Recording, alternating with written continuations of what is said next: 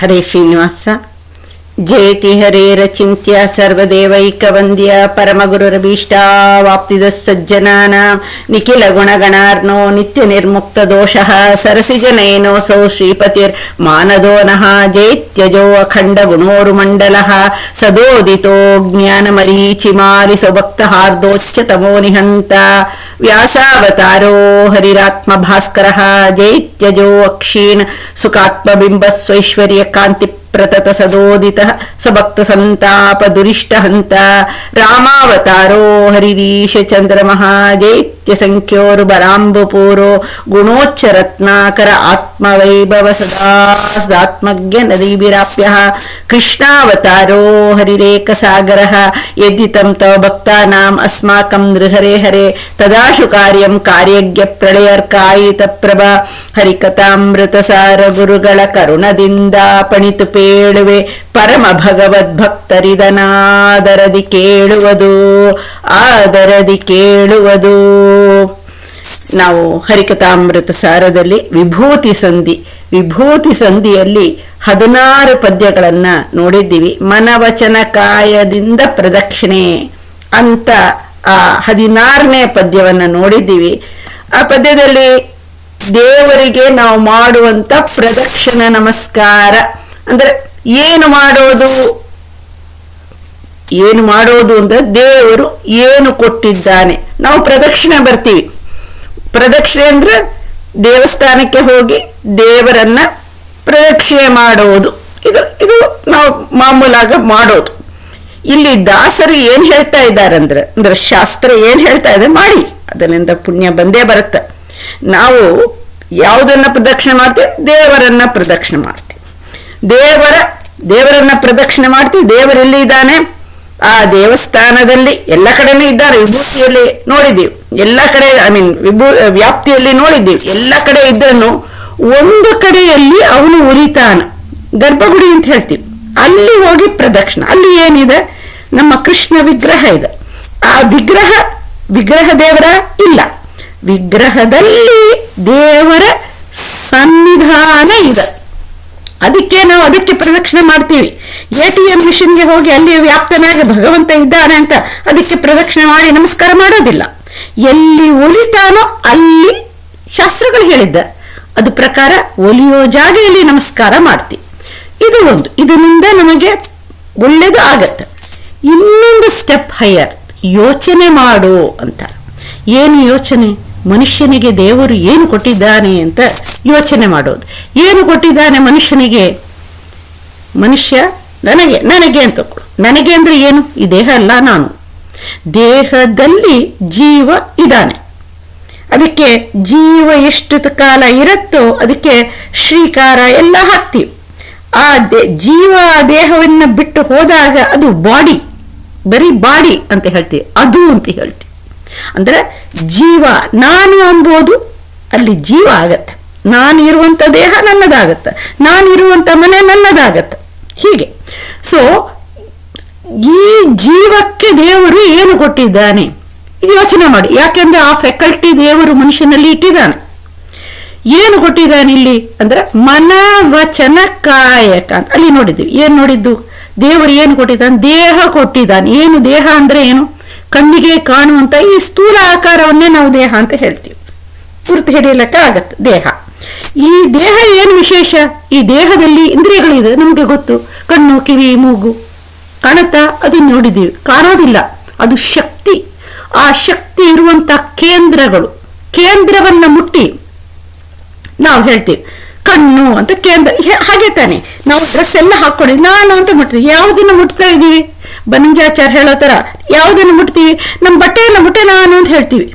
ಬಟ್ಟೆ ನಾನಲ್ಲ. ಬಟ್ಟೆ ಒಳಗೆ ಕಾಣುವಂತ ಚರ್ಮ ನಾನಲ್ಲ. ಚರ್ಮದ ಒಳಗೆ ಇರುವಂತ ರಕ್ತ ಮಾಂಸ ಇದು ನಾನಲ್ಲ. ಅದು ಒಳಗೆ ಇರುವಂತ ಹಾರ್ಟ್ ಅದು ನಾನಲ್ಲ. ಅದು ಒಳಗೆ ಇರುವಂತ ಜೀವ ಅಂತ ಹೀಗೆ ಹೇಳ್ತೇವೆ. ಆ ಜೀವಕ್ಕೆ ದೇವರು ಇಷ್ಟೂ ಕೊಟ್ಟಿದ್ದಾರೆ. ಇದು ಯಾವುದು ನಮ್ದಲ್ಲ. ನಮ್ಮ ಕರ್ಮಕ್ಕೆ ಅನುಗುಣವಾಗಿ ಕರ್ಮದಿಂದಲೇ ಬಂದಿದ ಅಂತಾರೆ. ಕರ್ಮ ಜಡ. ಕರ್ಮದಲ್ಲಿ ನಿಂತು ಭಗವಂತ ಅದು ಇರುವಂತೆ ಮಾಡಿ ಅದಕ್ಕೆ ನಮಗೆ ಸಂಬಂಧವನ್ನ ಹಚ್ಚಿ ಮುಚ್ಚಿ ಕೊಟ್ಟಿದ್ದಾನೆ. ಏನು? ದೇಹ ಕೊಟ್ಟಿದ್ದಾನೆ. ದೇಹದ ಉಪಯೋಗ ಏನು? ದೇಹದಲ್ಲಿ ಎಲ್ಲವೂ, ದೇಹ ಎಂಬುದು ಇಟ್ ಹೌಸಸ್ ಎವ್ರಿಥಿಂಗ್. ಅದು ಮಾತ್ರಲ್ಲ, ನಮಗೆ ನಾವು ಓದ್ತೀವಲ್ಲ ಅಲ್ಲಿ ಎಲ್ಲವೂ ಕನೆಕ್ಟೆಡ್. ಕಣ್ಣು, ಕಣ್ಣಿನಿಂದ ಮನಸ್ಸಿಗೆ ಕನೆಕ್ಟೆಡ್, ಮನಸ್ಸಲ್ಲಿ ಇರುವಂಥ ಬುದ್ಧಿಗೆ ಕನೆಕ್ಟೆಡ್, ಬುದ್ಧಿಯಲ್ಲಿ ಇರುವಂಥ ಮೆಮರಿ ಶೆಲ್ಗೆ, ಕಂಪ್ಯೂಟರ್ಲಿ ಇದೆಲ್ಲ ಹಾಗೇನೆ ಎಲ್ಲವೂ ಕನೆಕ್ಟೆಡ್, ಇಂಟಗ್ರೇಟೆಡ್ ಆಗಿರಬೇಕು. ಆ ಇಂಟಗ್ರೇಟೆಡ್ ಆಗಿದ್ದು ಫಂಕ್ಷನಿಂಗ್ ಆಗುವುದು ದೇಹ. ಸೊ ಇದು ಈ ಕಾಯ. ಸೊ ಬರೀ ಪ್ರದಕ್ಷಿಣೆ ಬರೋದು ಒಂದಾದರೆ, ದೇವರೇ ಈ ಪ್ರದಕ್ಷಿಣೆ ಬರ್ಲಕ್ಕೆ ಈ ದೇಹವನ್ನ ಕೊಟ್ಟಿದ್ದೀಯ. ಈ ದೇಹ ಕೊಡೋದು ಮಾತ್ರ ಇಲ್ಲ, ಈ ದೇಹದಿಂದ ಕೈ ಕಾಲು ಅಲ್ಲಾಡಿಸಿ ನಡಿಲಕ್ಕಾಗತ್ತೆ. ಹೇಗೆ ಪ್ರದಕ್ಷಿಣೆ ಬರಬೇಕು ಅಂತ ಹೇಳ್ತಾರೆ, ಏನು ಗುಡುಗುಡುಗುಡುಗುಡು ಅಂತ ಪ್ರದಕ್ಷಿಣೆ ಇಲ್ಲ ಅಂತ. ಇದೆಲ್ಲ ಯಾಕೆ ಮೆಲ್ಲಗೆ ಹೋಗಬೇಕು ಅಂತ ಯಾಕೆ ಹೇಳ್ತಾರೆ ಅಂದ್ರೆ, ಯೋಚನೆ ಮಾಡ್ಲಿಕ್ಕೆ ಅವಕಾಶ ಇರುತ್ತೆ. ಹೆಜ್ಜೆ ನಮಸ್ಕಾರ ಅಂತ ಹೇಳ್ತಾರೆ. ಹೆಜ್ಜೆ ಮೇಲೆ ಹೆಜ್ಜೆ ಇಡೋದು ಮುಖ್ಯ ಅಲ್ಲ, ಒಂದೊಂದು ಹೆಜ್ಜೆಯಾಗಿ ಈ ಜೀವ ಹೇಗೆ ಬಂದಿದೆ ಆ ಹೆಜ್ಜೆಯನ್ನ ಇಡಬೇಕು. ಆ ಹೆಜ್ಜೆ ಅದನ್ನ ಯೋಚನೆ ಮಾಡ್ತಾ, ಅದನ್ನ ಕೊಟ್ಟಿದ್ದವನು ಯಾರು, ಕೊಟ್ಟು ಅದು ಫಂಕ್ಷನಿಂಗ್ ಮಾಡ್ತಾ ಇದೆ, ನಡಿಲಕ್ಕೆ ಆಗ್ತಾ ಇದೆ. ನಡೆಯುವಾಗ ಹೇಗೆ ನಡಿಬೇಕು, ಹೋಗಿ ಗೋಡೆಯನ್ನು ಮುಟ್ಟೋದಿಲ್ಲ, ಅಪ್ರದಕ್ಷಿಣೆ ಬರೋದಿಲ್ಲ. ಅದು ನೆನಪಿರುವಾಗ ಪ್ರದಕ್ಷಿಣೆ ಬರಬೇಕು, ಅದು ನೆನಪು. ದೇವರು ಪ್ರದಕ್ಷಿಣೆ ಬರುವಾಗ ಪ್ರದಕ್ಷಿಣ ನೋಡಿದೀವಿ. ದಕ್ಷಿಣ ಅಂದ್ರೆ ನನ್ನ ಬಲಭಾಗದಲ್ಲಿ ದೇವರ ವಿಗ್ರಹ ಇದೆ. ಅದು ಮಾತ್ರ ಅಲ್ಲ, ಈ ದೇಹ, ಈ ಜೀವ ಒಳಗೆ ಇದ್ದಾನಲ್ಲ, ಈ ದೇಹದಲ್ಲಿ ಒಳಗೆ ಇದ್ದಾನೆ. ಆ ಜೀವದ ಒಳಗೆ ದೇವರಲ್ಲಿ ಬಲಭಾಗದಲ್ಲಿ ಇದ್ದಾನಂತ, ಎಡಭಾಗದಲ್ಲಿ ಇಲ್ಲವ? ಎಡಭಾಗದಲ್ಲಿ ಲಕ್ಷ್ಮಿ ಇದ್ದಾಳೆ, ದೇವರು ಇದ್ದಾರೆ. ಇದರ ಬಲ ನನಗೆ ಬಲ ಕೊಟ್ಟು, ಬಲ ಆನಂದಾದಿಗಳನ್ನ ಕೊಟ್ಟು ದೇವರು ಇದ್ದಾನೆ. ಈ ಒಂದು ತಿಳುವಳಿಕೆ, ಅದಕ್ಕೆ ಪ್ರಕರ್ಷೇನ ಅಂತ ಚಂದಾಗೆ ಪ್ರಕಾಶ. We shall to shed light on that. ಹೇಗಾಗತ್ತೆ ನಮ್ಮಲ್ಲಿ ನಿಂತು ದೇವರು ಮಾಡಿಸಿದ ಪ್ರೇರಣೆ ಕೊಟ್ಟು ಮಠಕ್ಕೆ ಹೋಗಬೇಕು ಅಂತ ಪ್ರೇರಣೆ. ಇವತ್ತೇನು ಗುರುವಾರ, ಇವತ್ತೇನು ಶುಕ್ರವಾರ, ಇವತ್ತು ಆರಾಧನೆ, ಇದು ನೆನಪಿಗೆ ಹೋಗಬೇಕು ಅಂದ್ರೆ ಅದಕ್ಕೆ ವ್ಯವಸ್ಥೆ ಇರಬೇಕು. ಮನೆಯಲ್ಲಿ ಎಲ್ಲ ಅನುಕೂಲ ವಾತಾವರಣ ಇರಬೇಕು, ನಮ್ಗೆ ಗಾಡಿ ಇರಬೇಕು, ಮಠ ಓಪನ್ ಆಗಿರಬೇಕು, ಅಲ್ಲಿ ಜಾಗ ಇರಬೇಕು, ಎಲ್ಲ so many ifs and buts, so many thing. Weather ಅನುಕೂಲವಾಗಿರಬೇಕು. ಇವಾಗ ಎಲ್ಲ ಒದಗಿಸಿ ನಾವೇನಾದ್ರು ಮಾಡಿದೀವಿ ಆ ಪ್ರಯತ್ನ? ಎಲ್ಲ ದೇವರು ನಮ್ಮ ಕರ್ಮಕ್ಕೆ, ನಾವು ಮಾಡಿದ ಕರ್ಮ ಚೂರು, ಅದಕ್ಕೆ ಅನುಕೂಲವಾಗಿ ಎಲ್ಲವನ್ನು ಮಾಡಿಕೊಟ್ಟು ನನಗೆ ಬಲ ಅಂತ ಬಲ ಒಂದೇ ಇಲ್ಲ, ಬಲ ಎಲ್ಲವನ್ನೂ ಕೊಟ್ಟು ಬಲದಿಂದ. ಸೊ ನನ್ನ ಬಲಭಾಗದಲ್ಲಿ ದೇವರು ಹೇಗೆ ನಿಂತಿದ್ದಾನೆ, ಈನ ಸ್ವಾಮಿಯಾಗೆ ಪ್ರಕೃತಿ ದಕ್ಷ ಈನ ಅಂದ್ರೆ ಸ್ವಾಮಿ. ನನಗೆ ಅವನು ಹೇಗಿದ್ದಾನೆ, ನನ್ನ ಜೊತೆಲೆ ಬರುವಂತ ದೇವರ ಗೆಳೆಯನೂ ಹೌದು. ಹೇಗಿದ್ದಾನೆ, ನಮ್ಗೆ ಸ್ವಾಮಿಯೂ ಹೌದು, ಗೆಳೆಯನೂ ಹೌದು. ಅವನು ಹಾಗೆ ಅವನು ನಿಂತು ನನ್ನಂದ ಸ್ವಾಮಿಯಾಗೆ. ಸ್ವಾಮಿ ಅಂದ್ರೆ ಗೊತ್ತಲ್ಲ ನಮ್ಗೆ, ಸ್ವಾಮಿ ಅಂದ್ರೆ ಈಶಾ ದಾಸ ಅಂತೀವಿ. ಸ್ವಾಮಿ ಆ ಕಾಲದಲ್ಲಿ ಇಲ್ಲ, ನಾವು ನೋಡ್ತೀವಿ. ಸ್ಲೇವ್ಸ್ ಅಂದ್ರೆ ಏನು ಅಂದ್ರೆ ದಾಸ ಅಂದ್ರೆ ಅವನಿಗೆ ಅಂತ ಏನು ಇಲ್ಲ. ಅವನ ಆ ಯಜಮಾನ ಹೇಗೆ ಮಾಡಿಸ್ತಾನೋ, ಅವನ ಈಶಾ ಅವನ ಒಡೆಯ ಹೇಗೆ ಮಾಡಿಸ್ತಾನೋ ಹಾಗೆ ಅವನಾಗ್ತಾನೆ. ಸೊ ದೇವರೇ ಮಾಡಿಸ್ತಾ ಇದ್ದಾನೆ ಅಂಬೋ ಪ್ರಜ್ಞೆ ಇದಲ್ಲ, ಅದನ್ನೇ ಸಾಧನೆ ಅಂತ ಹೇಳೋದು. ನಾವು ಮಾಡುವ ಕಾರ್ಯದಲ್ಲಿ ಸ್ವಲ್ಪ ಯೋಚನೆ, ಮನಸ್ಸು ಇಟ್ಟು ಮಾಡು ಅಂತ ಹೇಳ್ತಾರಲ್ಲ, ಇಲ್ಲಿ ಮನಸ್ಸು ಇಟ್ಟು ಎಷ್ಟು ಪ್ರದಕ್ಷಿಣೆ, 1 ಆಯ್ತಾ 2 ಆಯ್ತಾ 3 ಆಯ್ತಾ ಹೀಗೆಲ್ಲ ಈ ರೀತಿಯಿಂದ ಅರ್ಧ ಪ್ರದಕ್ಷಿಣೆ ಮಾಡಿದ್ರೂ ದೇವರು ಒಪ್ಪುತ್ತಾನೆ, ಗೀತೆಯಲ್ಲಿ ಹೇಳಿದ. ಸೊ ಮನಸ್ಸು ಇಟ್ಟು ನಾವು ಮಾಡಬೇಕು. ಯಾಕೆ ಮನಸ್ಸು ಕೊಟ್ಟಿದ್ದಾನೆ, ಅದಕ್ಕೆ ಹೇಳ್ತಾರೆ ಕಾಯ. ಆಮೇಲೆ ಮನಸ್ಸಲ್ಲಿ ಇದು ಯೋಚನೆಯಲ್ಲಿ ಅನೇಕ, ಎಷ್ಟು ಆಳಕ್ಕೆ ಹೋಗ್ಬೋದು ಅಷ್ಟು ಆಳಕ್ಕೆ ಹೋಗ್ಬೋದು. ಅದಕ್ಕೆ ತಕ್ಕಂತೆ ಇಂದ್ರಿಯಗಳು, ಕಾಲಿಗೆ ಶಕ್ತಿ ಕೊಟ್ಟಿದ್ದಾನೆ. ಸರಿ ರೀ, ನನಗೆ ಕಾಲು ಸರಿ ಇಲ್ಲ, ವಯಸ್ಸಾಯ್ತು, ಕಾಲು ಸರಿ ಇಲ್ಲ ಅಂದ್ರೆ ಕಣ್ಣು ಮುಚ್ಚಿ, ಅದಕ್ಕೆ ಹೇಳ್ತಾರೆ, 2 ಹೇಳ್ತಾರೆ, ಬಾಹ್ಯ ಪ್ರದಕ್ಷಿಣೆ ಆಮೇಲೆ ಆಂತರಿಕ ಅಧ್ಯಾತ್ಮ ಅಂತ ಹೇಳ್ತಾರೆ. ಒಳಗಿನ ಪ್ರದಕ್ಷಿಣೆ, ಬಾಹ್ಯ ಪ್ರದಕ್ಷಿಣೆ ಹಾಕಲಕ್ಕೆ ಯಾವಾಗ ಅವಕಾಶ ಇಲ್ಲವೋ, ನಮ್ಗೇನ ಕಾಲು ಸರಿಯಾಗಿರುತ್ತೆ, ಎಲ್ಲ ಸರಿಯಾಗಿರುತ್ತೆ, ಪ್ಲೇನ್ಲಿ ಹೋಗ್ತಾ ಇದ್ದೀವಿ, ಏನ್ ಮಾಡ್ತೀರಾ? ಆವಾಗ ಕಣ್ಣ ಮುಚ್ಚಿ ನಮ್ಮ ಅನುಭವ, ಮಠಕ್ಕೆ ಅಲ್ಲಿ ಹೋಗ್ತೀವಿ, ಅಲ್ಲಿ ಹೋಗಿ ಕೈಕಾಲು ತೊಳ್ಕೊಳ್ತೀವಿ, ಆಮೇಲೆ ಬಂತೀವಿ, ದೇವರನ್ನ ಕಣ್ಣು ತುಂಬ ನೋಡ್ತೀವಿ, ಆಮೇಲೆ ಕೈ ಮುಗಿತೀವಿ, ಪ್ರದಕ್ಷಿಣೆ ಬರ್ತೀವಿ. ಈ ತರ ಮನಸ್ಸಲ್ಲಿ ಆವಾಗ ದೇವರು ಇದನ್ನು ಕೊಟ್ಟಿದ್ದಾನೆ. ಇವಾಗ ನೆನಪು ಕೊಟ್ಟಿದ್ದಾನಲ್ಲ, ಅದು ಮನಸ್ಸು. ಸೊ ಅದಕ್ಕೆ ಮನ ವಚನ ಕಾಯಕ ಪ್ರದಕ್ಷಿಣೆ ಅಂತ ಅಲ್ಲಿ ನೋಡಿದ್ವಿ. ಅದನ್ನೇ ನೆಕ್ಸ್ಟ್ ಅಲ್ಲಿ ಹೇಳ್ತಾ ಇದ್ದಾರೆ. ನೆಕ್ಸ್ಟ್ ಪದ್ಯದಲ್ಲಿ ಏನ್ ಹೇಳ್ತಾ ಇದ್ದಾರೆ, ಅನುದಿನದೆ ಅದು ನೋಡಿದೀವಿ. ಮನ ವಚನ ಕಾಯಕ ಪ್ರದಕ್ಷಿಣೆ ಅನುದಿನದೆ ಅಂದ್ರೆ ಡೈಲಿ ಅಂತಲ್ಲ, ಯಾವಾಗ ಮನಸ್ಸು ಅಟ್ಲೀಸ್ಟ್ ಡೈಲಿ ಮಾಡಿ ಈ ತರ ನಮಸ್ಕಾರ. ಅದಕ್ಕೆ ಹೇಳ್ತಾರೆ ನಾಮ ಸ್ಮರಣೆ ಒಂದೇ ಒಂದು ನಾಮ ಸ್ಮರಣೆ ಸಾಕು ಅಂತ ಹೇಳಿದ್ರೆ ನಾರಾಯಣ ಹೀಗಲ್ಲ, ನಾಮದ ಸ್ಮರಣೆ. ಕೀವರ್ಡ್ ಇಸ್ ನಾಮ ಒಂದೇ ಸಾಕು, ನಾಮದ ಸ್ಮರಣೆ ಅದೇ ಬಲ ಅಂತ ಹೇಳ್ತಾರೆ. ನಾಮ ಅಂದ್ರೂ ಸರಿ, ನಾಮ ಸ್ಮರಣೆ ಅದಿಲ್ಲ, ನಾಮ ಒಂದೇ ಸಾಕು ಅಂತ ಹೇಳ್ತಾರಲ್ಲ. ನಾಮ ಅಂದ್ರೇ ಅರ್ಥ ಹಾಗೆ. ನಮಗೆ ಆ ನಾಮ ಒಂದು ಅಮ್ಮ ಅಂತ ಹೇಳಿದಾಗೆ ನಾಮ ತಾನದು. ಅಮ್ಮ ಅಂದ ಕೂಡಲೇ ನಮ್ಮ ಅನುಭವದಿಂದ ಎಲ್ಲವೂ ನಮ್ಮ ಕಣ್ಣು ಮುಂದೆ ಬರುತ್ತೆ. ಬರೀ ಅಮ್ಮ ಅಲ್ಲ, ಅದು ಬರೀ ಒಂದು ಅಕ್ಷರಗಳ ಜೋಡಣೆ ರೋಬಾಟ್ಲಿ ಬರುವಂಥದ್ದಲ್ಲ. ಅದ್ರ ಜೊತೆಯಲ್ಲಿ ನಮ್ಮ ತಾಯಿ ಜೊತೆಯಲ್ಲಿ ಇದ್ದ ಅನುಭವಗಳು, ತಾಯಿ ತೀರಿದ ಮೇಲೇನು ಆ ಅನುಭವ ಅವಳ ಜೊತೆಯಲ್ಲಿ ಇದ್ದು ನಾವು ಅವಳಿಂದ ಪಡೆದ ಎಲ್ಲವನ್ನು ಅವಳು ಕರೆಕ್ಟ್ ಮಾಡಿದ್ದು, ಬೊಯ್ದದ್ದು, ಅದರಿಂದ ನಮಗೆ ಉದ್ಧಾರ ಆದದ್ದು ಎಲ್ಲವೂ ನಮ್ಗೆ ಹೇಗೆ ಬರುತ್ತೋ ಹಾಗೆ ಅದೇ ನಾಮ, ದೇವರ ನಾಮ. ಅಂದ್ರೆ ಹೀಗೆ ದೇವರ ಸ್ಮರಣೆ. ಅದು ನಮ್ಗೆ ಗೊತ್ತಿಲ್ಲವೇ, ತಾಯಿ ಗೊತ್ತು ದೇವರು ಗೊತ್ತಿಲ್ಲ ಅಂದ್ರೆ ಅದಕ್ಕೆ ದಾಸರು ಅದಕ್ಕೆ ಅನುಭವಕ್ಕೆ ತಂದುಕೋ ಅಂತಾರೆ. ಅನುಭವ ಎಲ್ಲಿ ಬಂದಿಲ್ಲ ಅಂದ್ರೆ ದಾಸರು ಅಂತೆಲ್ಲ, ದಾಸರ ಆ ಪರಂಪರೆಯಲ್ಲಿ ಆಚಾರ್ಯ ಮಧ್ವರಿಂದ ಎಲ್ಲರೂ ದಾಸರೇ ಆಗ್ತಾರೆ ದೇವರಿಗೆ. ನಮ್ಮ ಗುರುಗಳಾಗ್ತಾರೆ, ನಮಗೆ ದಾಸರಲ್ಲ, ನಮಗೆ ಗುರುಗಳಾಗ್ತಾರೆ. ಅವರು ಕಂಡದ್ದನ್ನ ಬರೆದಿಟ್ಟದ್ದು ಮಾತ್ರ ಅಲ್ಲ, ಅಲ್ಲಿ ತಮ್ಮ ತಪಶಕ್ತಿಯನ್ನು ಇಟ್ಟಿದ್ದಾರೆ. ಇದು ನೀನು ಕೇಳಿದ್ದಾಗ ನಿನ್ನಲ್ಲಿ ಒಂದು ಅನುಭವ, ಅದ ಎಕ್ಸ್ಪೀರಿಯನ್ಸ್ ಆಗದೆ ಏನೋ ಒಂದು ಅನುಭವ ಬರುತ್ತೆ. ಎಲ್ಲರಿಗೂ ಬಂದಿದೆ. ನಾವು ಅವ್ರಿಗೆ ಹೆಲ್ಪ್ ಮಾಡಿದ್ರು, ಎಲ್ಲೆಂದೋ ಪಾಪ ಬಂದು ಇವ್ರಿಗೆ ಹೆಲ್ಪ್ ಮಾಡಿದ್ರು, ಸಮಯಕ್ಕೆ ಅದು ಸಿಕ್ಕಿತ್ತು ನಮ್ಮ ಈ ವಸ್ತು ಅಂತ ಹೇಳ್ತೀವಿ. ಅಲ್ಲಿ ದೇವರನ್ನ ಮರೆತು ಬಿಡ್ತೀವಿ, ದೇವರದನ್ನ ಕಳಿಸಿಕೊಟ್ಟಿದ್ದಾನೆ ಎಂಬುದು. ಸೊ ಯಾವಾಗ ದೇವರನ್ನ ದೇವರ ನಾಮ, ಆ ದೇವರ ನಾಮವನ್ನ ತಂದಾಗ ಏನಾಗತ್ತ, ಅದಕ್ಕೆ ಹೇಳ್ತಾರೆ ಅನುಭವಕ್ಕೆ ತಂದುಕೋ ಸಕಲ ಇದನ್ನೇ ಸಾಧನೆ ಅಂತ ಹೇಳೋದು. ನಾವು ಕಲಿಯುಗದಲ್ಲಿ, ಈ ಕಾಲದಲ್ಲಿ ಕೃತಯುಗ, ತ್ರೇತಾಯುಗ ಅಂತ ಹಾಗೆ ಒಂದು ಕಾಲಲ್ಲಿ ನಿಂತು, ಹೆಬ್ಬೆಟ್ಟಲ್ಲಿ ನಿಂತು ಕೋಟ್ಯಾಂತರ ವರ್ಷಗಳು ತಪಸ್ಸು ಮಾಡಬೇಕಾಗಿಲ್ಲ. ಅದು ಆ ಯುಗದ ಧರ್ಮ ಪಾಸಿಬಲ್ ಆಯಿತು. ಈ ಕಲಿಯುಗದಲ್ಲಿ ದೇವರು ಇದ್ದಾನೋ ಎಲ್ಲವೋ ದೇವರು ಇಲ್ಲ, ಇದೇ ಜಾಸ್ತಿ ಆಗ್ತಾ ಇದೆ. ಸನಾತನ ಧರ್ಮವೇ ಇಲ್ಲ ಅಂತ ಹೇಳುವಂತ ಸ್ಥಿತಿಗೆ ಬಂದಿದ್ದೀವಿ. ಆವಾಗ ಈ ಕಾಲಕ್ಕೆ ಆಯುಷ್ಮಾನ ಕಡಿಮೆ, ನಿತ್ಯ ಜೀವನಕ್ಕೆ ಒದ್ದಾಟ, ಇದು ಮಾಡಿದ್ರೆ ನಮ್ಗೆ ಇದೇ ಸಾಧನೆ ಅಂತ. ಸಾಧನೆ ಎಂಬುದು ಪುಸ್ತಕಗಳನ್ನ ಓದೋದು, ಆಮೇಲೆ ಪ್ರದಕ್ಷಿಣೆ ಮಾಡೋದು, ಉಪವಾಸ ಮಾಡೋದು, ವ್ರತಗಳು ಮಾಡೋದು, ಅದು ಸಾಧನೆ ಆಗೋದಿಲ್ಲ. ಅದರಲ್ಲಿ ಯಾವಾಗ ದೇವರನ್ನ ಚಿಂತನೆ ಮಾಡ್ತೀವೋ, ಅದಕ್ಕೆ ನೋಡಿ ಎಲ್ಲ ಪೂಜೆ ವ್ರತಗಳಿಗೂ ಧ್ಯಾನಂ ಅಂತ ಶುರು ಮಾಡ್ತಾರೆ.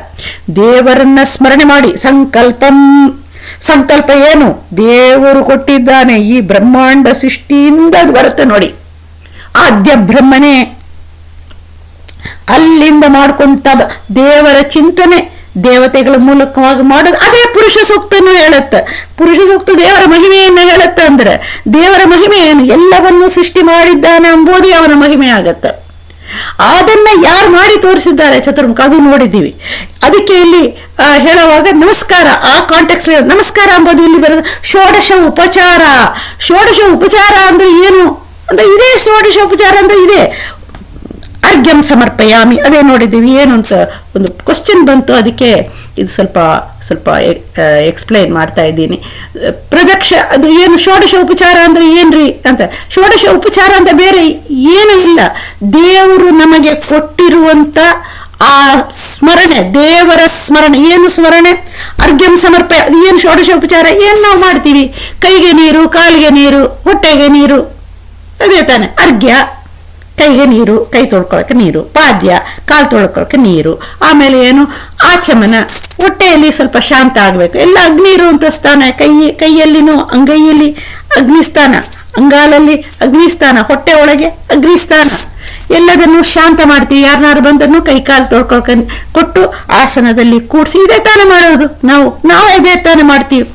ಮಾಡುವಾಗ ಅದು ದೇವರಿಗೆ ಯಾಕರಿ ಮಾಡಬೇಕು? ಅರ್ಘ್ಯಂ ಸಮರ್ಪಯಾಮಿ, ಪಾದ್ಯಂ ಸಮರ್ಪಯಾಮಿ. ಆಮೇಲೆ ಆಚಮನ ಆ ಕಾಲದಲ್ಲಿಲ್ಲ. ಮನೆಗೆ ಯಾರು ಬಂದ್ರೂ ಸ್ವಲ್ಪ ನೀರು ಕೊಡೋರು, ಬೆಲ್ಲ ಚೂರು ಹಾಕಿ ನೀರು ಕೊಡೋರು. ಆಮೇಲೆ ಎಲ್ಲವನ್ನೂ ಕೊಡ್ತಾರೆ. ಆಸನ ಇದೆಲ್ಲ ಮಾಡೋದು ಯಾರಿಗೆ ಅದು ಮಾಡೋದು ಉಪಕಾರ ಲೌಕಿಕ ಇದಾಗತ್ತೆ. ಅಲ್ಲಿ ದೇವರವರಲ್ಲಿ ಇದ್ದಾನೆ ಎಂಬ ಚಿಂತನೆ ಬಂದ್ರೆ ಅದೇ ಸಾಧನೆ ಆಗತ್ತೆ. ಈ ನೆನಪನ್ನ ದೇವರು ನನಗೆ ಕೊಟ್ಟಿದ್ದಾನೆ, ಅದು ಸಾಧನೆ ಆಗತ್ತೆ. ಸೊ ಅರ್ಘ್ಯ ಸಮರ್ಪಯಾಮಿ ಅಂದ್ರೆ ಅಲ್ಲಿ ಏನಾಗತ್ತೆ? ದೇವರು ಈ ಅರ್ಘ್ಯ ಕೈ ಕಾಲು ತೊಳ್ಕೊಳ್ಳಕ್ಕೆ ನೀರನ್ನ ಸೃಷ್ಟಿ ಮಾಡಿದ್ದಾನೆ. ಆ ನೀರು ಸೃಷ್ಟಿ ಮಾಡೋದು ಮಾತ್ರ ಅಲ್ಲ, ಆ ನೀರು ನನಗೆ ಸಿಗ್ತಾ ಇದೆ. ಪಾಟಬಲ್ ವಾಟರ್ ಎಷ್ಟು ಜನಕ್ಕೆ ಸಿಕ್ಕತ್ತೆ ಇವಾಗ ಪ್ರಪಂಚದಲ್ಲಿ ನೋಡೋಣ, ನಮಗೆಲ್ಲರಿಗೆ ಸಿಕ್ಕಿದೆ. U C the whole population, world population, ಅದ್ರಲ್ಲಿ ನೀರು ಪಾಟಬಲ್ ವಾಟರ್ ಸಿಕ್ಕಿರೋದು ವೆರಿ ವೆರಿ ಸ್ಮಾಲ್ ಪರ್ಸೆಂಟೇಜೇ ಆಗತ್ತೆ. ಇದನ್ನ ದೇವರು ಕೊಟ್ಟಿದ್ದಾನೆ. ಆ ನೀರನ್ನ ಹೇಗೆ ಬಳಸಬೇಕು ಅಂತನೂ ಕೊಟ್ಟಿದ್ದಾನೆ ನಮ್ಗೆ. ಈ ನೆನಪು ಕೊಟ್ಟಿದ್ದಾನೆ. ದಿನಾಗಲೂ ನೆನಪು ಕಷ್ಟ ಬೇಕಾಗಲ್ಲ, ನೀರು ನೋಡಿದ ಕುಡಿಯೋದು ಅಂತ ನಮ್ಗೆ ಬರುತ್ತೆ. ಇದನ್ನ ನೀನು ಕೊಟ್ಟಿದ್ದೀಯಾ ಅಂತ ಚಿಂತನೆ ಮಾಡಿ ಚಿಂತನೆ ಮಾಡೋದು. ಅರ್ಘ್ಯಂ ಸಮರ್ಪಯಾಮಿ ಅಂತ ವಿಗ್ರಹಕ್ಕೆ ಯಾಕೆ ಕೊಡ್ತಾ ಇದ್ದೀರಾ ಅಂದ್ರೆ, ಇಲ್ಲ, ನೀನು ನೀರನ್ನ ಕೊಡೋದು ಮಾತ್ರ ಅಲ್ಲ, ನೀನೇ ಅದನ್ನ ಮಾಡಿಸ್ತಾ ಇದ್ದೀಯ. ನೀನೇ ನನ್ನ ಒಳಗೆ ನಿಂತು ಇದನ್ನ ಮಾಡಿಸ್ತಾ ಇದ್ದೀಯ. ನೀನು ಅಂದ್ರೆ ಯಾರು? ನನ್ನ ಒಳಗೆ ಇದ್ದಾನೆ, ಕಾಣೋದಿಲ್ಲ ನನಗೆ. ಚಿಂತನೆಯನ್ನು ಕಣ್ಣು ಎಷ್ಟು ಮುಚ್ಚಿದರೂ ಸರಿಯಾಗಿ ಕಾಣೋದಿಲ್ಲ. ಅದಕ್ಕೆ ಒಂದು ವಿಗ್ರಹ ಇಟ್ಕೊಳ್ತೀವಿ. ವಿಗ್ರಹದಲ್ಲಿ ದೊಡ್ಡವರು ಪೂಜೆ ಮಾಡಿದ ಆರ್ನ ಮಠದಲ್ಲಿ ಸನ್ನಿಧಾನ ಇರುವಂತಹ ವಿಗ್ರಹಗಳು. ಆ ವಿಗ್ರಹ ನೆನಪು ನನ್ನ ಒಳಗಿರುವಂತಹ ಸ್ವಾಮಿ ಅಲ್ಲಿ ಅದೇ ಆವಾಹನ ಅಂತನೂ ಮಾಡ್ತಾರೆ. ಸೊ ನೀನು ಮಾಡಿಸ್ತಾ ಇದೀಯಾ ನನ್ನಲ್ಲಿ ನಿಂತು, ಅದೇ ಅರ್ಘ್ಯಂ ಸಮರ್ಪಯಾಮಿ. ಹಾಗೇನೆ ಪಾದ್ಯಂ ಸಮರ್ಪಯಾಮಿ, ಆಚಮನಂ ಸಮರ್ಪಯಾಮಿ. ಆಮೇಲೆ ಮಧುಪರ್ಕ, ಬರೀ ನೀರು ಕೊಟ್ರೆ ಸಾಕ. ಮಧುಪರ್ಕ ಸ್ವಲ್ಪ ರುಚಿಯಾಗಿರುವಂತ, ಅದಕ್ಕೆ ಆಕಳದು ಹಾಲು ಮೊಸರು, ಆಮೇಲೆ ಈ ಒಂದು ವನಸ್ಪತಿಗಳು, ಇದರಲ್ಲಿ ಇರುವಂತ ಮರ ಗಿಡಗಳಿಂದ ಬರುವಂತ ಜೇನು ಇದು ಎಲ್ಲ ಮಧುಪರ್ಕಂ ಸಮರ್ಪಯಾಮಿ. ಮಧುಪರ್ಕಂ ಅದು ಆದಮೇಲೆ ಜಿಡ್ಡೆಲ್ಲ ಹೋಗ್ಬೇಕಲ್ಲ, ಪುನರಾಚಮನ ಸರಿಯಾಗಿ ಒಳಗೆ ಹೋಗಿ ಪುನರಾಚಮನೀಯಂ ಸಮರ್ಪಯಾಮಿ. ಮಾಡಿದ ಮೇಲೆ ಸ್ನಾನ, ಹೊರಗಿನ ಕೊಳೆ ಹೋಗ್ಬೇಕು. ಅದಕ್ಕೆ ಸ್ನಾನ ಮಾಡಬೇಕು ಅಂತ ಇರಬೇಕಲ್ಲ, ಸ್ನಾನ ಮಾಡ್ಲಿಕ್ಕೆ ಫೆಸಿಲಿಟಿ ಇರಬೇಕಲ್ಲ, ನೀರಿರಬೇಕಲ್ಲ, ಆ ಟೆಂಪರೇಚರ್ಗೆ ಇರಬೇಕಲ್ಲ. ಆ ಸ್ನಾನ ಮಾಡೋದು, ಆ ಸ್ನಾನ ನನ್ನ ಒಳಗೆ ಇರುವಂತ ನಿನಗೆ ಮಾಡ್ತಾ ಇದ್ದ ಅಂದ್ರೆ ಮಾಡ್ಕೊಳ್ಳೋಕೆ ನೆನಪಿರೋದಿಲ್ಲ. ಅದಕ್ಕೆ ದೇವರ ವಿಗ್ರಹ ಸ್ನಾನಂ ಸಮರ್ಪಯ. ಸರಿ ರೀ, ನಾವು ಮಠಕ್ಕೆ ಹೋದ್ರೆ ನಾವು ಎಲ್ರಿ ಮಾಡ್ತೀವಲ್ಲ, ಇಲ್ಲ ಪರವಾಗಿಲ್ಲ, ಮಠದಲ್ಲಿ ಹೋಗಿ ಆ ವಿಗ್ರಹಕ್ಕೆ ನಾವು ಮಾಡೋದಲ್ಲ. ಅಲ್ಲಿ ನಿಂತು ಅವರು ಆಚಾರ್ಯ ಮಾಡ್ತಾ ಇರುವಾಗ ಅದರಲ್ಲಿ ಪಾರ್ಟಿಸಿಪೇಟಿಂಗ್, ಕಣ್ಣಿನಿಂದ ನೋಡೋದು, ಕಿವಿಯಿಂದ ಮಂತ್ರವನ್ನು ಕೇಳೋದು, ಅದು ಅಷ್ಟೇ ಪುಣ್ಯ ಬರುತ್ತದೆ. ಅದು ಒಂದು ದೇವರನ್ನು ಹೀಗೆ ನೀನು ಕೊಟ್ಟದ್ದು ನೀನು ಮಾಡಿಸ್ತಾ ಇದ್ದೀಯಾ. ಇಷ್ಟು ಸಜ್ಜನರನ್ನ ನನ್ನ ಜೀವನದಲ್ಲಿ ಹಾಕಿದ್ದೀಯಾ ನೀನು. ಈ ಚಿಂತನೆಯಿಂದ ಅಲ್ಲಿ ವಿಗ್ರಹ ಮಾಡಿದ್ರೆ, ಅಲ್ಲಿ ವಿಗ್ರಹ ಏನು? ಒಳಗೆ ನಿಂತು ನೀನೇ ಮಾಡ್ತಾ ಇದ್ದೀಯ, ಕಣ್ಣಿಗೆ ಕಾಣಿಸ್ತಾ ಇಲ್ಲ. ಅದಕ್ಕೆ ಒಳಗೆ ಇರುವಂತ ನೀನೇ ಆ ವಿಗ್ರಹದಲ್ಲಿ ಸ್ವಾಮಿಗಳಲ್ಲಿ ಕೂಡಿಸಿದ್ದಾರೆ. ಅದಕ್ಕೆ ಮಾಡ್ತಾ ಇದ್ರೆ ಅದು ನಮ್ಗೆ ನೆನಪಿಗೆ ಇರುತ್ತೆ. ಮನೆಗೆ ಹೋದ ಮೇಲೂ ಆ ಕಣ್ಣು ಮುಚ್ಚಿದ್ರೆ ಅದು ನೆನಪು ನಮಗೆ ಬರುತ್ತೆ. ಸೊ ಹೀಗೆ ಅದಕ್ಕೆ ಸ್ನಾನವಾದ ಮೇಲೆ ದೇವರೇ ಸ್ನಾನಕ್ಕೆ ವಸ್ತ್ರಂ, ನಮ್ಮ ಮಾನ ರಕ್ಷಣೆ ಮಾಡೋದು ಮಾತಲ್ಲ, ಈ ಚಳಿ ಬಿಸಿಲು ಗಾಳಿ ಇಂದ ರಕ್ಷಣೆ ಮಾಡೋದು. ಆ ವಸ್ತ್ರ ಏನು ವಸ್ತ್ರ? ಈ ಹೊರಗೆ ಹಾಕೋ ವಸ್ತ್ರ ಮಾತ್ರ ಅಲ್ಲ ರೀ, ನಮ್ಗೆ ಈ ಒಂದು ಮನುಷ್ಯ ಚರ್ಮ ಕೊಟ್ಟಿದ್ದಾನೆ, ಮನುಷ್ಯ ದೇಹ, ಅದು ಒಂದು ವಸ್ತ್ರ. ಆ ವಸ್ತ್ರ ಒಳಗೆ ಇನ್ನೊಂದು, ಈ ದೇಹ ಬಿಟ್ಟು ನಾವು ಪ್ರಯಾಣ ಮಾಡುವಾಗ ಇನ್ನೊಂದು ವಸ್ತ್ರವೂ ಬೇಕಲ್ಲ. ಇಲ್ಲೇ ಇರುತ್ತೆ ಬಾಡಿ. ಇನ್ನೊಂದು ಲೋಕಕ್ಕೆ ಹೋಗ್ತಾರಲ್ಲ 10ನೇ ದಿವಸ 11ನೇ ದಿವಸ ಹೋಗುವಾಗ ಅದಕ್ಕೆ ಬೇಕಾದ ವಸ್ತ್ರವನ್ನು ಕೊಟ್ಟಿದ್ದಾನೆ. ನಮ್ಮ ಸಾಧನೆ ಇದೆ. ಉಳಿದವ್ರು ಮಾಡ್ತಾರ ಬಿಡ್ತಾರ, ನಮ್ಮ ಸಾಧನೆ. ಆ ವಸ್ತ್ರವನ್ನು ಕೊಟ್ಟಿದೀಯಾ, ಇಷ್ಟೇ ಮಾತ್ರ ನೆನಪಿಲ್ಲ, ಇನ್ನು ಈ ಜನ್ಮ ಮಾತ್ರ ಅಲ್ಲ. ಸೊ ಅದಕ್ಕೆ ಹೇಳ್ತಾರೆ ಮಾನವ ಜನ್ಮ ದೊಡ್ಡದು ಅಂತ. ಯಾಕೆ ಈ ಜನ್ಮ ಮಾತ್ರ ಅಲ್ಲ ರೀ, ಹಿಂದೆ ಅನೇಕ ಜನ್ಮಗಳಲ್ಲಿನೂ ನನಗೆ ಹೀಗೆ ನೀನು ಕೊಡ್ತಾ ಬಂದಿದ್ದೀಯಾ. ನೀನು ಕೊಟ್ಟಿದ್ದನ್ನ ನಾನು ಜನರ ಜೊತೆಯಲ್ಲಿ ಹಂಚಿಕೊಂಡಿರ್ಬೋದು, ಅಥವಾ ನಿನಗೇನೆ ಒಂದು ಚೂರು ಪೂಜೆ ಮಾಡಿರ್ಬೋದು, ಒಂದು ಹನಿ ನೀರು ಯಾರಿಗನೋ ದಾನ ಮಾಡಿರ್ಬೋದು. ಆ ಒಂದು ಹನಿ ನೀರು ನಾನು ಕೊಟ್ಟಿದ್ದೀನಿ ಅಂಬೋ ಒಳ್ಳೆ ಕೆಲಸದಿಂದ ಈ ಜನ್ಮದಲ್ಲಿ ಇಡೀ ಜನ್ಮ ಇಷ್ಟು ತನಕವೂ ನನಗೆ ನೀರು ಕೊಡ್ತಾ ಇದೀಯಾ, ಅನಂತ ಮಡಿ ಮಾಡಿ ಅದನ್ನ ಕೊಟ್ಟಿದ್ಯಾ. ಅದ್ರ ಜೊತೆಲಿ ನಿನ್ನ ನೆನಪು ಯಾವಾಗ್ಲೂ ನನಗೆ ಚೂರು ಬಂದಿರಬೇಕು, ಅದಕ್ಕೆ ಇವಾಗ್ಲೂ ಆ ನೆನಪನ್ನ ಕೊಟ್ಟಿದ್ಯಾ. ಹೀಗೆ ಆ ಒಂದು ಸ್ನಾನಂ ವಸ್ತ್ರಂ. ಸೊ ಒಂದೇ ಜನ್ಮದಲ್ಲಿ ಒಂದೇ ನೆನಪು ಬಂದಾಗ, not only today, not only yesterday, not only this ಜನ್ಮ, ಅನಂತ ಜನ್ಮಗಳಲ್ಲಿ. ಅದಕ್ಕೆ ಪಾಪ ಕರ್ಮ ಪಾದುಕೆ ಅಂತ ಹೇಳ್ತಾರಲ್ಲ, ಹಾಗೆ ಅದನ್ನ ಮಾಡೋದು ಒಂದೇ ಶಾಟ್. ಅಂದ್ರೆ ಹೋಯ್ತಲ್ಲ, ತಿರ್ಗಾ ನಾಳೆ ಯಾಕೆ ಮಾಡ್ಬೇಕು ಅಂದ್ರೆ, ಇವತ್ತಿನಿಂದ ನಾಳೆ ತನಕ ಎಷ್ಟು ಕ್ಷಣಕ್ಕೆ ಕರ್ಮಗಳು ಮಾಡ್ತಾನೆ ಇದ್ದೀವಿ, ಎಷ್ಟು ಪುಣ್ಯ ಆಯ್ತು. ಮನ ವಚನ ಕಾಯ, every second we are doing. ಅದರಿಂದ ಪಾಪಗಳೇ ಜಾಸ್ತಿ ಬರುತ್ತಲ್ಲ. ಸೊ ದಿನಾಗ್ಲೂ ಮಾಡೋದು, ದಿನಾಗ್ಲೂ ಮಾಡುವಾಗ ಎಷ್ಟೊತ್ತು ನೆನಪು ಎಷ್ಟೆಷ್ಟು ದೇವರಲ್ಲಿ ಹೋಗುತ್ತೋ ಅಷ್ಟು ಅದು ಸಾಧನೆಯಲ್ಲಿ ಪರಿಣಾಮ ಹೊಂದತ್ತೆ, ನಮಗೆ ಪಾಪಗಳನ್ನ ಸುಡತ್ತೆ. ಸೊ ವಸ್ತ್ರ ಹಾಕಿದ್ರೆ ಸಾಕ, ನಮಗೆ ವಸ್ತ್ರ ಮಾತನ್ನ ಕೊಟ್ಟಿದ್ದಾನೆ, ಭೂಷಣ. ನಾವು ಹಾಕೊಳ್ಳೋಕೆ ಒಳ್ಳೆ ವಸ್ತ್ರಗಳು, ವಸ್ತ್ರದಲ್ಲಿ ಬಾರ್ಡರ್ ಹಾಕಿ ಇರಬೇಕು, ಇದೆಲ್ಲ ಹೇಳ್ತಾರಲ್ಲ, ಬಣ್ಣ ಬಾರ್ಡರ್. ಯಾಕೆ ಭೂಷಣ ಪ್ಲೇನ್ ಆಗಿರುತ್ತೆ, ಇಲ್ಲಿ ಬಾರ್ಡ್ರು ಅಲ್ಲಿ ಬಾರ್ಡ್ರ್ ಇದ್ರೆ ನೋಡ್ಲಿಕ್ಕೆ ಆ ಭೂಷಣ. ಮತ್ತು ನಮ್ಗೆ ಹಾಕೊಳ್ಳಕ್ಕೆ ಹಾರಗಳು ಇರ್ಬೋದು, ಏನೋ ಒಂದು ಭೂಷಣ. ದಾಸರು ಹೇಳೋದಂತ, ಶ್ರೀಪಾದರಾಜರು ಹೇಳಿದ ಭೂಷಣ ಎಂತದ್ದು ಭೂಷಣ ಅಂತ ಅವರೇ ಹೇಳಿದಾರಲ್ಲ. ಏನಿಲ್ಲ, ಬಡವರ್ರಿ ಅಂದ್ರೆ ನಗುಮುಖದಿಂದ ಇರಿ, ಯಾವುದೇ ಒಂದು ಭೂಷಣ ಈ ರೀತಿಯಿಂದ ನೀವು ಮಾಡ್ಕೋಬೋದಲ್ಲ ಭೂಷಣಗಳು. ಅದನ್ನ ನೀನು ಕೊಟ್ಟಿದ್ದೀಯಾ. ಭೂಷಣ, ನಿಜವಾದ ಭೂಷಣ ಏನು, ಕ್ಯಾರೆಕ್ಟರ್, ವ್ಯಾಲ್ಯೂಸ್, ಇದು ನನಗೆ ತಿಳಿಸಿಕೊಟ್ಟಿದ್ದೀಯಾ ಸ್ವಾಮಿ. ಭೂಷಣ ಸಮರ್ಪಯಾಮಿ ಅಂತ.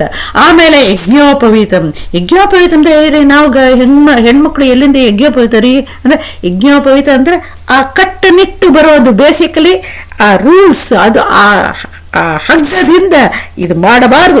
ಉಪನಯನದಲ್ಲಿ ಹೇಳ್ತಾರಲ್ಲ, ಇಷ್ಟೊಂದು ದಿವಸ ನೀನು ಮಾಡಿದಿ, ಇನ್ಮೇಲೆ ನೀನು ಇದನ್ನ ಹೀಗೆ ಮಾಡಬೇಕು, ಹೀಗೆ ಬಿಹೇವ್ ಮಾಡ, ದೊಡ್ಡ ಪಟ್ಟಿಗೆ ಹೊತ್ತಾರೆ. You have to be more responsible ಅಂದೋ ಹಗ್ಗ ಯಜ್ಞೋಪವೀತಂ. ಅದನ್ನ ಕೊಟ್ಟು ಆಗ್ತಾ ಇರುತ್ತೆ. ಮಾಂಗಲ್ಯ ಸೂತ್ರ, ಮಂಗಳಸೂತ್ರ ಅಂತ ಹೇಳಿ ನಮ್ಮದೇ ಸಂಸ್ಕಾರಗಳು, values that protects us from behaving in the community also, in the society also. ಆ ಯಜ್ಞೋಪವೀತಂ ಸಮರ್ಪಣ. ಆಸನಂ ಕೂತ್ಕೊಳ್ಳಕ್ಕೆ ರೀ, ಇಲ್ಲ ರೀ, ನಿಂತೇ ಇರ್ತೀವಿ, ಬಸ್ಲೇ ಹೋಗ್ತೀವಿ, ಕೂತ್ಕೊಳ್ಳೋಕೆ ಜಾಗ ಸಿಕ್ಕಿಲ್ಲ, ಇಲ್ಲ ನಿಲ್ಲಕ್ಕೇನೋ ನಿಮಗೆ ಜಾಗ ಇದೆಲ್ಲ, ಆಕಾಶ ಎಂಬ ಸ್ಪೇಸ್. ಆಸನಂ ಸಮರ್ಪಯಾಮಿ, ಭೂಮಿಯಲ್ಲಿ ಕಾಲೂರಿ ಇದ್ದೀವಲ್ಲ ಅದೇ ಆಸನ. ಸೊ ಆಸನಂ ಸಮರ್ಪಯಾಮಿ. ಆಮೇಲೆ ಗಂಧಂ, ವಾಸನೆ, ಪರಿಮಳ. ಗಂಧವೇ ಇಲ್ಲ ರೀ, ನಮ್ಮನೆ ಮೂಗಿಗೆ ವಾಸನೆ ಬರ್ತಾ ಇದಲ್ಲ, ಮೂಗು ಇಸ್ ಫಂಕ್ಷನಿಂಗ್ ಅಲ್ಲ. ಆ ಗಂಧಂ ಸಮರ್ಪಯಾಮಿ. ಒಳ್ಳೆ ಯಾವಾಗಲೂ ಕೆಟ್ಟ ಶ್ವಾಸನೆ ಬರ್ತಾ ಇದೆ, ಹೇಗೆ ಫಂಕ್ಷನ್ ಮಾಡೋದು? ಆಯಾ ವಾಸನೆ, ಮಣ್ಣಿನಿಂದ ಬರುವಂತ ಆ ಗಂಧಂ. ಪುಷ್ಪ ಇಲ್ಲ ರೀ ನಮ್ಗೆ, ವಾಸನೆ ಇರುವಂತಹ ಪುಷ್ಪ ಅಂದ್ರೆ ಪುಷ್ಪಂ ಹೃದಯ ಕಮಲ ಎಂಬುದೇ ಒಂದು ಪುಷ್ಪ ರೀ. ದೇಹದಲ್ಲಿ ಅನೇಕ ಪುಷ್ಪಗಳು, ಆ ಸೆಂಟರ್ಸ್ ಹೇಳ್ತಾರಲ್ಲ, ಅನೇಕ ಶಬ್ದಳ ಕಮಲ ಇದೆ, ನಾಲ್ಕದಳದ ಕಮಲ, ಎರಡು, ಈಗೆಲ್ಲ ನಾಡಿ ಇದು ಚಕ್ರಗಳು ಇದೆಲ್ಲ ಹೇಳ್ತಾರಲ್ಲ. ಆ ಕಮಲ, ಮನಸ್ಸು ಎಂಬುದೇ ಕಮಲ ಅಂತಾರ, ಹೂ ಅಂತ. ಆ ಮನಸ್ಸಲ್ಲಿ ಪರಿಮಳ ಎಂಬುದು ಭಕ್ತಿ. ಅದು ನೀನು ಕೊಟ್ಟಿದ್ಯಾ, ನೀನು ಕೊಟ್ಟಿದ್ದು ಸ್ವಾಮಿ. ನೀನು ಕೊಡೋದು ಮಾತ್ರ ಅಲ್ಲ, ನೀನೇ ನನ್ನಲ್ಲಿ ನಿಂತು ನೀನು ಮಾಡಿಸಿದ್ರನೇ ನನಗೆ ಇದು ಪುಷ್ಪ ಎಂಬುದು ಗೊತ್ತಾಗತ್ತೆ ಸ್ವಾಮಿ ಅಂತ ಅವನಿಗೆ ಅದನ್ನೇ ಸಮರ್ಪಣೆ ಅಂತ. ಸೊ ಪುಷ್ಪಂ ಗಂಧಂ ಸಮರ್ಪಯಾಮಿ, ಪುಷ್ಪಂ ಸಮರ್ಪಯ. ಧೂಪಂ, ಕೋಪವೇ ಧೂಪವು ಅಂತ ಅಲ್ಲಿ ನೋಡಿ, ಧೂಪಂ ಸಮರ್ಪಯಾಮಿ. ಎಲ್ಲಿ ಕೋಪ ಮಾಡಬೇಕು ಅಲ್ಲಿ ಕೋಪ ಮಾಡಬೇಕು, ಕೋಪ ತೋರಿಸಬೇಕು ಶಿಕ್ಷಣ ರೂಪವಾಗಿ. ಆ ಒಳ್ಳೆಯ ಕೋಪವನ್ನು ಹೇಳ್ತಾ ಇದ್ದಾರೆ, ಕೆಟ್ಟ ಕೋಪ ಇಲ್ಲ. ಕೆಟ್ಟ ಕೋಪ ಅಂದದು ಪಾಪ ಪಾದುಕೆ ಅಂತ ಆಯ್ತು. ಧೂಪಂ ಸಪಂ, ದೀಪ ಇಲ್ಲ ರೀ, ನಾವು ಹೋಟೆಲ್ ಇದ್ದೀವಿ, ಇವತ್ತು ಏನು ನಮ್ಮ ಪರಿಸ್ಥಿತಿ, ಏನ್ ಮಾಡೋದು ರೀ ಅಂದ್ರೆ, ದೀಪ ಇದೆ, ದೇವರು ಕೊಟ್ಟ ದೀಪ ಇದಲ್ಲ, ಎರಡು ಕಣ್ಣು ಇದಲ್ಲ, ಕಣ್ಣಲ್ಲಿ ಸೂರ್ಯ ಚಂದ ಕಾಣಿಸ್ತಲ್ಲ, ಅದು ದೀಪ ತಾನೇ. ಎಲ್ಲ ಇಂದ್ರಿಯಗಳು ಒಂದೊಂದು ದೀಪ ಆಗತ್ತೆ. ಕಿವಿಯಲ್ಲಿ ದೀಪ ಇದೆ, ಅದು ಕಾಣೋದಿಲ್ಲ, ಕೇಳಿಸುತ್ತೆ. ಆ ಜ್ಞಾನ ದೀಪಗಳು ಒಂದೊಂದು. ಅದು ಜ್ಞಾನದೀಪ ಯಾವಾಗ ಆಗತ್ತೆ? ದೇವರ ಸ್ಮರಣೆ ಬಂದರೆ ಅದು ಜ್ಞಾನ ದೀಪ ಆಗತ್ತೆ. ಸೊ ಇದು 14 ದೀಪಂ ದೀಪಂ ಮಂಗಳಾರತಿ ಎಲ್ಲ ದೀಪಕ್ಕೆ ಸಂಬಂಧಪಟ್ಟದ್ದು ಎಲ್ಲವೂ ಬಂದ್ಬಿಡತ್ತೆ. ಆಮೇಲೆ ಕೊನೆಯಲ್ಲಿ ನೈವೇದ್ಯಂ, ನಾವು ರುಚಿ ರುಚಿಯಾಗಿ ಯಾವುದು ನಮ್ಮ ಹೊಟ್ಟೆಗೆ ಹೋಗಿ ನಮಗೆ ಶಕ್ತಿ ಕೊಡ್ತಾ ನೈವೇದ್ಯಂ ಸಮರ್ಪಯ ಅದು ಬರೀ ಅದಕ್ಕೆಲ್ಲ ಶಕ್ತಿ ಇದೆಯಾ? ಆ ಅನ್ನ ಪಾನ ಎಲ್ಲ ಇದೆ, ಅದರಲ್ಲಿ ನಮಗೆ ತೃಪ್ತಿ ಕೊಡುವಂತ ಶಕ್ತಿ ಜಡವಾದ ಅನ್ನದಲ್ಲಿ ಇದೆಯಾ? ನಮಗೆ ನ್ಯೂಟ್ರಿಯನ್ ಕೊಡುವಂತ ಶಕ್ತಿ ಅದರಲ್ಲಿ ಇರುತ್ತೆ. ಎಲ್ಲರೂ ತಗೊಳ್ತಾರೆ ವೈಟಮಿನ್, ಕೆಲವರಿಗೆ ಸೇರುತ್ತೆ, ಕೆಲವರಿಗೆ ಸೇರೋದಿಲ್ಲ. ಅದು ನಮಗೆ ಸೇರುವಂತೆ ಮಾಡುತ್ತಾನಲ್ಲ, ಅವನೇ ಇದ್ದು ಮಾಡಬೇಕು. ಸೊ ನೈವೇದ್ಯಂ ಸಮರ್ಪಯಂ ಇದು ಆದ ಮೇಲೆ ಬರೋದು 16th ಆಗ ಬರೋದು ನಮಸ್ಕಾರ. ಸೊ 16 ಏನಾಯ್ತು? ಇವಾಗ ಅವರು ಒಂದು ಕ್ವಶನ್ ಕೇಳಿದ್ರು, ಅದಕ್ಕೆ ಎಕ್ಸ್ಪ್ಲೈನ್ ಮಾಡ್ತಾ ಇದ್ದೀನಿ.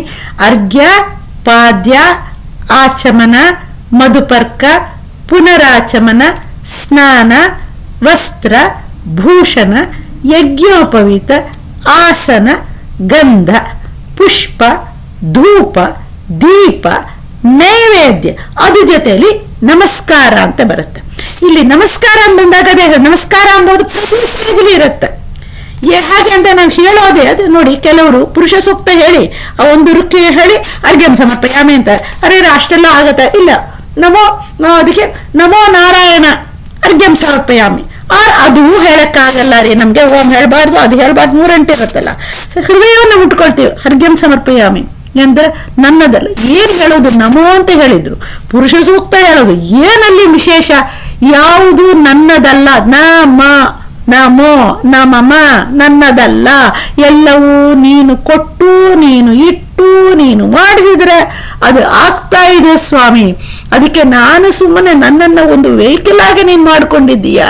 ಸೊ ಈ ರೀತಿಯಿಂದ ಮಾಡುವಂಥದ್ದು. ಅದಕ್ಕೆ ಪ್ರತಿ ಒಂದೊಂದರಲ್ಲಿನೂ ನಮಸ್ಕಾರ ಅಂಬೋದಿದೆ. ಅದಕ್ಕೆ ಪ್ರದಕ್ಷಿಣೆ ಅಂತ ಹಾಕಿದ್ದಾರೆ. ಇಲ್ಲಿ ಬರುವಂತ ನಮಸ್ಕಾರ ಮಾಡ್ತೀವಿ ಉಪಚಾರದಲ್ಲಿ, ಇದನ್ನು ಒಂದೊಂದಕ್ಕೇನು ಪ್ರತ್ಯೇಕವಾಗಿ ಬರುತ್ತೆ. ಇದು ಪಾದಕ್ಕೆ ತರ, ಪಾದಕ್ಕೆ ಒಂದು ಪಾಪಕ್ಕೆ ಅಂತ ನಮಸ್ಕಾರಕ್ಕೆ ಪ್ರತಿನಿಧಿ ಇಲ್ಲ. ನಮ್ಮ ಯಾವಾಗಲೂ ನನ್ನದಲ್ಲ ಇದು ಇದ್ದಾಗ ಯಾವುದು ನನ್ನದಲ್ಲ ಅಂದ್ರೇನೆ ಇಟ್ ಫಾಲೋಸ್. ಇದು ನನ್ನದಲ್ಲ ಮತ್ತೆ ಯಾರ್ದು? ನಿನ್ನದು. ಸರಿ, ನಿನ್ನದಾದ್ರೆ ಏನ್ ನೀನೇ ಮಾಡಿಸ್ಬೇಕು, ನೀನೇ ಮಾಡಿಸ್ತಾ ಇದೀಯ. ಇದು ಬಂದ್ರೆ ಸಾಧನೆ ಆಗತ್ತ. ಅದರ್ವೈಸ್ ಏನು ಅದಕ್ಕೆ ಅಲ್ಲಿ ಹೇಳುವಾಗ ಹೇಳ್ತಾರೆ ಇದೇ ನಿನ್ಗೆ ಆಗತ್ತ ಅಂತ ಹೇಳ್ತಾರೆ. ಮುಖ್ಯ ಸಾಧನೆಗಳೊಳಗೆ ಇದು ಮುಖ್ಯ ಅಂತ ಅಲ್ಲಿ ಇದೇ ಮುಖ್ಯ. ಏನು ಮುಖ್ಯ ಏನು? ಅದಕ್ಕೆ ಇದನ್ನ ನೀವು ಎಲ್ಲಿ ಬೇಕಾದ್ರೂ ಇವಾಗ ಅಪ್ಲೈ ಮಾಡ್ಬೋದು ನೋಡಿ. ನೀವು ಕೆಲಸ ಮಾಡ್ತಿರೋ ಎಂಥ ಕೆಲಸ, ಪರಿಪರಿ ಕೆಲಸವು ಇದೇ ಮಂತ್ರ. ಪರಿಪರಿ ಕೆಲಸವು ನಿನ್ನ ಮಹಾಪೂಜೆ ಯಾವಾಗ ಆಗತ್ತ? ನೀನು ನನ್ನದಲ್ಲ ನಿನ್ನದು, ನೀನೇ ನನ್ನಲ್ಲಿ ನಿಂತು ನೀನೇ ಮಾಡಿಸ್ತಾ ಇದ್ದೀಯ. ಯಾಕೆಂದ್ರೆ ಒಂದು ವಿಷಯ ನಾವು ನೋಡ್ತಾ ಇದ್ದೀವಿ, ಕಣ್ಣು ವಿಷಯ ರೂಪ ಇರುತ್ತೆ. ಕಣ್ಣಲ್ಲಿ ನೀನೇ ನಿಂತಿರಬೇಕು, ಕಣ್ಣಲ್ಲಿ ವ್ಯಾಪ್ತವಾಗಿ ನೀನು ನಿಂತಿರಬೇಕು. ನಿಂತಿರೋದು ಮಾತ್ರ ಅಲ್ಲ, ಅಲ್ಲಿ ಅನುಗ್ರಹ ಮಾಡಬೇಕು. ಏನು? ಕಣ್ಣು ಜೊತೆಯಲ್ಲಿ ರೂಪ ಸೇರತ್ತೆ. ಅಫ್ಕೋರ್ಸ್ ಕಣ್ಣು ರೂಪ ಸೇರತ್ತೆ. ರೂಪದಲ್ಲಿನೂ ನೀನು ವ್ಯಾಪ್ತವಾಗಿರಬೇಕು. ಆ ರೂಪದಲ್ಲಿ ನಿನ್ನ ಅನುಗ್ರಹ ಬೇಕು. ಈ ಅನುಗ್ರಹ ಇದ್ದರೆ ಸುಖ ಸಿಕ್ಕತ್ತ. ಬಿಕಾಸ್ ಕಣ್ಣಿಗೆ ನೋಡುವ ಮೂಲಕವಾಗ ಸುಖ ಕೊಡುವ ಸಾಮರ್ಥ್ಯ ಇಲ್ಲ. ರೂಪಕ್ಕೆ ಕಣ್ಣು ಜೊತೆಲಿ ಸೇರಿ ಅದು ಸುಖ ಕೊಡುವ ಸಾಮರ್ಥ್ಯವೂ ಅದಕ್ಕಿಲ್ಲ. ನೀನು ಎರಡು ಕಡೆನೂ ನಿಂತು, ಎರಡು ರೂಪಗಳು, ನನ್ನಲ್ಲಿ ಇರುವಂತ ರೂಪ, ಕಣ್ಣಲ್ಲಿ ಇರುವಂತ ರೂಪ, ರೂಪದಲ್ಲಿ ಇರುವಂತ ಪದಾರ್ಥದಲ್ಲಿ ಇರುವಂತ ರೂಪ. ಕಣ್ಣು ಮುಂದೆ ಪದಾರ್ಥ ಇದೆ, ಮಕ್ಕಳಿರ್ತಾರೆ, ಜನಗಳು ನೋಡ್ತೀವಿ, ಎಲ್ಲರ ಮೇಲೆ ನಮ್ಗೆ ಪ್ರೀತಿ ಬರುತ್ತೆ. ಇಲ್ಲ ಅದೇ ನಮ್ಮ ಮಗಳು ಬರ್ತಾಳ, ಎಂತ ಪ್ರೀತಿ ಬರುತ್ತೆ, ಉಕ್ಕಿ ಬರುತ್ತೆ. ಏನು? ನನ್ನಲ್ಲಿ ನಿಂತು ನನಗೆ ಅನುಗ್ರಹ ಮಾಡಿ, ನನ್ನ ಮಗಳಲ್ಲಿ ನಿಂತು ಆ ರೂಪದಿಂದ ನಾವು ಅನುಗ್ರಹ ಮಾಡಿದ್ರೆ ನನಗೆ ಅವಳ ಮೇಲೆ ಪ್ರೀತಿ, ಅವಳಿಗೆ ನನ್ನ ಮೇಲೆ ಪ್ರೀತಿ ಬರದ ಅದು ಸುಖ. ನಾನು ಒಂದೇ ಪ್ರೀತಿ ಮಾಡಿದ್ರೆ ಸುಖ ಆಗಲ್ಲ. ನಾನು ನಿಮ್ಮನ್ನ ಪ್ರೀತಿಸಿದಾಗ ನೀವು ನನ್ನನ್ನು ಪ್ರೀತಿಸಬೇಕು, ಆವಾಗಲೇ ಸುಖ ಬರುತ್ತೆ. ಇಲ್ಲದೆ ತುಂಬಾ ಅಪ್ಸೆಟ್. ಸೊ ದೇವರಿದ್ದರೆ ಅದನ್ನ ಮಾಡಿಸ್ಬೇಕು. ಸೊ ಈ ರೀತಿಯಾಗಿ ಒಂದೊಂದು ಇಂದ್ರಿಯಕ್ಕೆ, ಒಂದೊಂದು ಕಾರ್ಯಕ್ಕೆ ದೇವರನ್ನ ಕಾರ್ಯದಲ್ಲಿ ತಂದಾಗೆ ಅದು ಸಾಧನೆ. ಇಲ್ಲಾದ್ರೆ ಸಾಧನೆ ಇಲ್ಲ, ಅಷ್ಟು ಸುಲಭ. ಸೊ ಇದನ್ನ ಹೇಳ್ತಾ ಇದ್ದ, ಸಾಧನೆಗಳೊಳಗೆ ಇದು ಮುಖ್ಯ.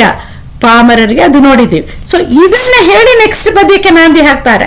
ಈ ತರ ಚತುರ್ದಶ ಲೋಕದಲ್ಲಿ, ಅದು ನೆಕ್ಸ್ಟ್ ಕ್ಲಾಸಲ್ಲಿ ನೋಡೋಣ. ಇದು ಕ್ವಶನ್ ಬಂತು, ನಾನು ಇದನ್ನು ಎಕ್ಸ್ಪ್ಲೈನ್ ಮಾಡಿದ್ದೀನಿ. ನಿಮಗೆ ಬೇರೆ ಏನೇ ಕ್ವಶನ್ ಇದನ್ನು ಇಲ್ಲಿ ಕೇಳೋಕ್ಕಾಗಿಲ್ಲ ಅಂದ್ರೂ ಪರವಾಗಿಲ್ಲ, ನೀವು ನನಗೆ ಪ್ರತ್ಯೇಕವಾಗಿ ಮೇಲ್ ಕಳಿಸಿದ್ರು. ಈ ಪದ್ಯ ಅಂತಿಲ್ಲ, ಇಷ್ಟು ತನಕ ಬಂದ ಪದ್ಯಗಳಲ್ಲಿ ಏನಾದರೂ ಸಂಶಯ ಇದ್ರೂ ಕೇಳಬಹುದು.